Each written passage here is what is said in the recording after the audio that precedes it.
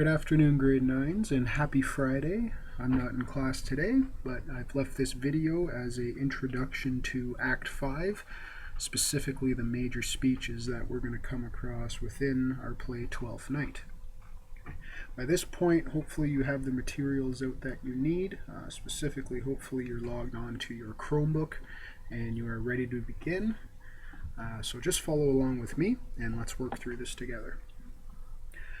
First thing, I'd like you to open up the document, our shared documents folder for this class.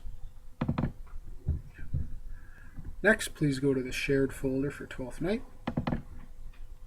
And you can see I've created a folder for this specific lesson, for this period, for today. So please click on that. Let's look first at Introduction to Act 5 Lessons. So please open up that document. As stated before, you'll need three things today. Okay, you'll need your Twelfth Night text, of course. Have some note-taking paper and a writing utensil, commonly referred to as a pen or a pencil.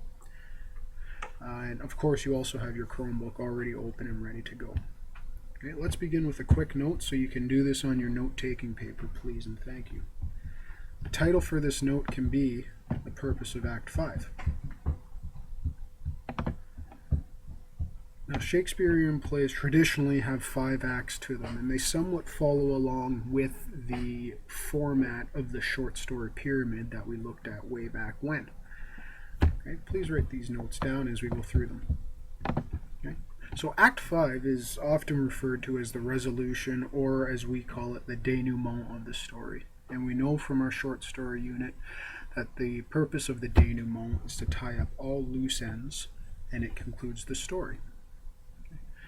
Specifically, loose ends that are tied up are usually the conflicts that are going on in the story. So those conflicts are going to be resolved, and the characters from our story are going to return to a sense of normalcy. So things will go back to the way they were before conflicts were introduced. So those include the conflicts of the revenge plot, and of course the conflicts associated with mistaken identity. Twelfth Night is a comedy. And traditionally in Shakespearean comedies, Act 5 leaves the main character off better than he or she started. Of course, our main character is Viola, and we can also lump Sebastian into this as well for obvious reasons. So hopefully that gives you a good idea, or possibly even a hint, of where this act is going to head in terms of how it deals with character development and so on and so forth. You can switch back over to your Chromebook, please, and get ready to follow along with me. If we can go back to the shared folder for this lesson, and if you could open up this Google presentation, please and thank you. When you do that, this is what you'll see. Now, like I said, we're going to look at the major speeches within this act to further become familiar with what's going to happen in this act to each character and around each plot line, both the revenge plot and mistaken identity. There are a total of 11 speeches that we're going to look at. I'm going to demonstrate what we're going to do with these speeches. But first, let's take a look at the summary, as we always do, for this whole scene and this whole act. Act 5 is just one scene, so it's quite lengthy, but when you turn to page 211, you'll see that the summary itself is quite short. So please turn to page 211, and I will read out the summary for you. So, Act 5, Scene 1. In this scene, when Viola and Sebastian finally meet, the many cases of mistaken identity are resolved at last. Malvolio is released and is given an opportunity to speak. The play ends with a promise of marriage and a song from Feste. So again, very short summary, but there's a lot that's going to happen within this act for each character and for each plot point. So I'm going to demonstrate what we're going to do with each major speech within this scene. Okay, I'm going to look at specifically this speech by the first officer. So if you could turn to Act 5, Scene 1, lines 56 to 61. For your assigned speech, you'll be required to, of course, do a very detailed summary of what is being said by the character, and then you'll also need to do a quick analysis of that speech as well. Okay, I'll demonstrate for that for you right now.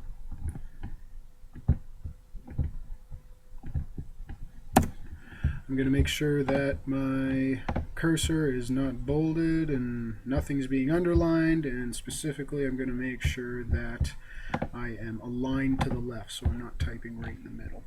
So as I work through this speech, I want to use just the speech itself and the glossary to attempt to create a detailed summary of this. I want you to avoid going on to SparkNotes or No Fear Shakespeare right away. Okay, give this a shot first, and then when you think you've really given it the good old college try, you can then go on to No Fear Shakespeare and see how well you did. Okay, but give this a shot between you and your partner first. Thank you. So let's look at this speech. Okay, in this scene, the first officer has just brought the arrested Antonio, and he's going to show him off to Duke Orsino.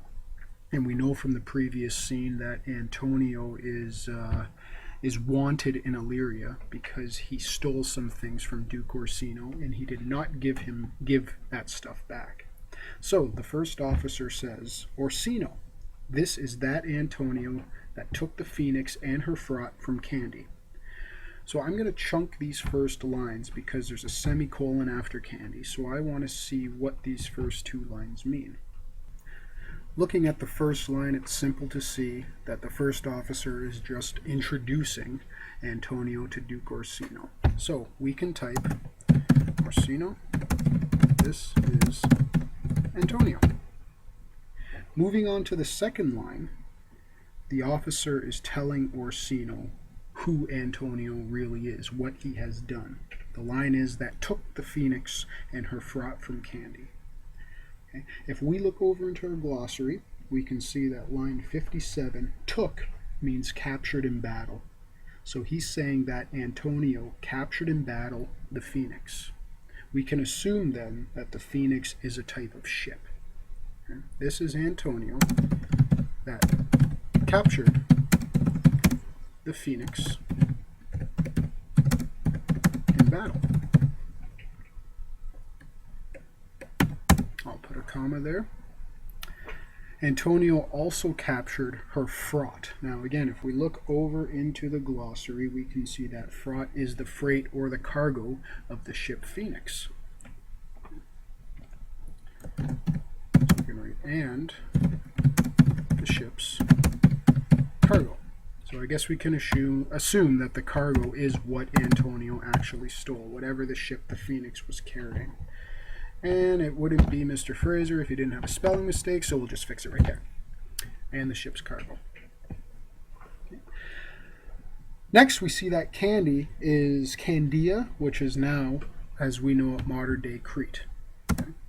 So we can write that in there from Crete. And since that ends with a semicolon, we'll also put a semicolon there. Okay. It skips line, so I'm going to skip line as well, just so it's easier to follow along. The next lines that we're going to chunk together are lines 58 and 59. And this is he that did the tiger board when your nephew Titus, your young nephew Titus, lost his leg. Okay. So from this, we can see that Antonio boarded another ship called the Tiger. Okay.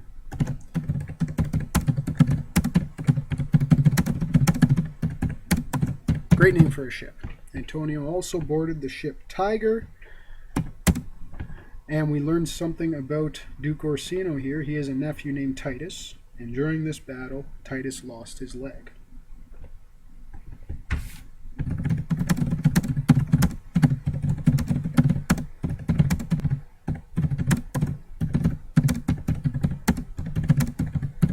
Now we don't know if at this point if Antonio was responsible for that lost limb. It doesn't say, so we'll just move on.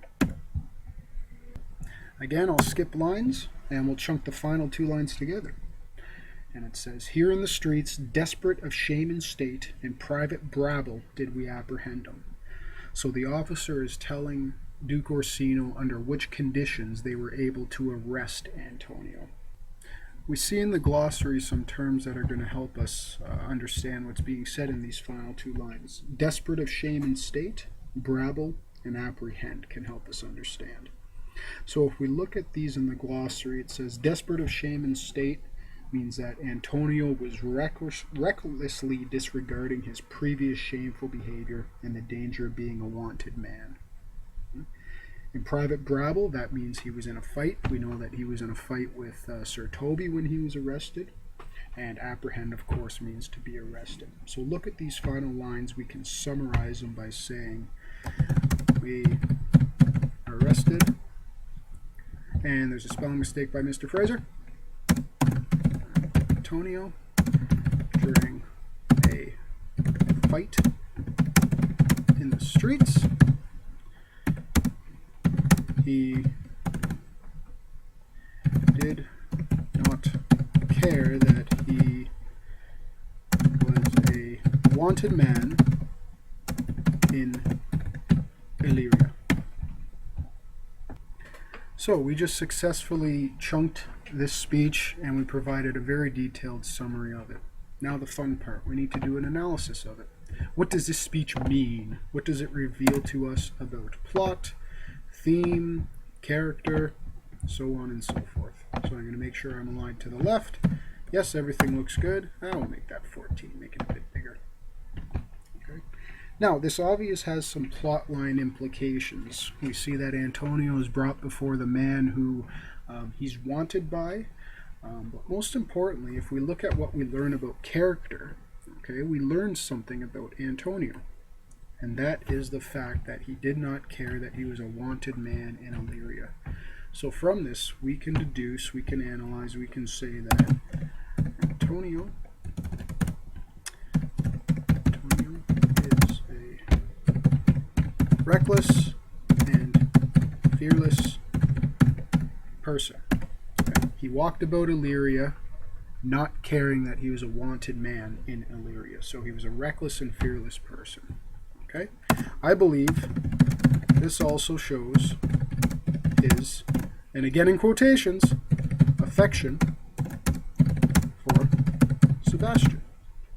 Okay? It does so because he was willing to, again, risk being captured, risk being arrested, all to find Sebastian and make sure that he was okay. And I think we'll put that in there as well. We can say he put himself at risk to help Sebastian. So hopefully this gives you an understanding and some guidelines on how to provide a summary and an analysis of the speech that you're about to be assigned. Again, when you do the summary and also the analysis, I want you to give it a really good try on your own with your partner. And then only use No Fear Shakespeare and all those tools that are available to you online to check to see if you were accurate. Okay? But give it a good shot, and we'll take it up again on Monday or next class.